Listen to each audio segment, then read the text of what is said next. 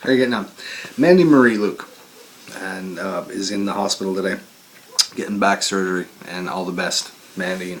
A couple days ago, Mandy posted, put up a Danny Gatton video from his appearance on Much Music back in '89, I believe it was, and it was the golden era of Much Music. Number one because they played music, you know, and I think anytime you could sit down in front of your television and see a Fishbone video and Erica M at the same time, it's a golden era. You had to be there, I suppose. Some of you will remember that, some of you won't. But it got me, you know, thinking about Gatton more than I usually do, because you know Gatton's my guy, of course, as he is for a lot of you. But it also got me thinking about my favorite Gatton kind of turnaround, and it's really cool. I really like it. So let's kind of break it down really quick while we have a minute here to ourselves, as it were.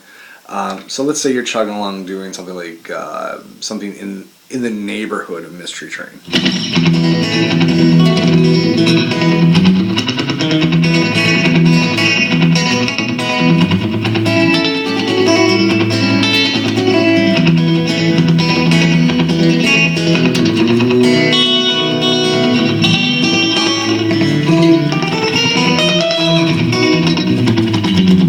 So that is like a contrary motion kind of turnaround,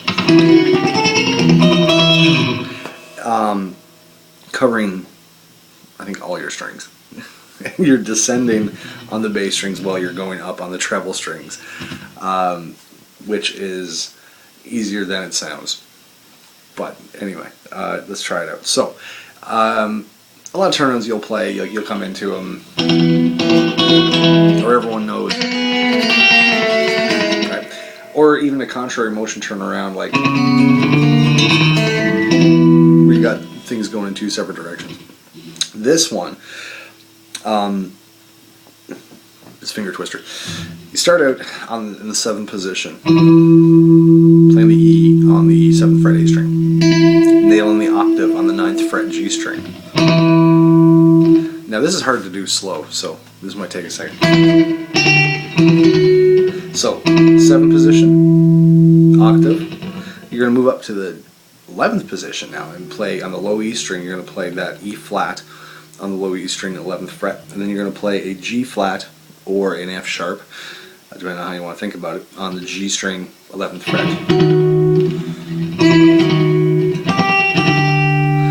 Next move is you're going to play the D note on the low E string with your ring finger, while simultaneously playing the G note on the B string, 8th fret.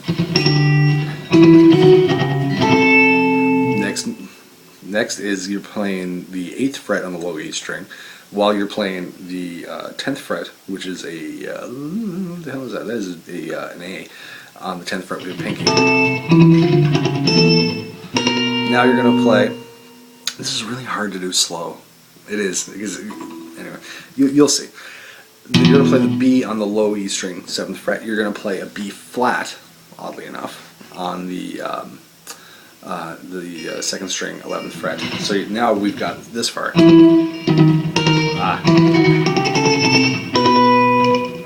I lied. Sorry. This is it's hard to break this one down slow. Forget what I just said. You're going to play the C, against that B flat. Then you're going to spread that out, play the low B on the low E string and the B on the 12th fret on the 2nd string. Now you're going to move to the 8th fret on the A string and play that F. And then you're going to play an E flat on the high E string against it. Then to finish it off, you're going to play you're going to play an E on the A string, 7th fret. Then with your pinky, you're going to go on and play the E on the 12th fret. Just like that. So up to tempo, because it's almost easier to do faster than it is to do slow. But it works really well, and you can put it in any. It's a closed position thing, so you can, if you want to do it in G, you can do that, or D. So you're motoring along in a D. Well, let's keep it in E, for example. So if you're motoring along in E and you want to finish off like a solo or something like that,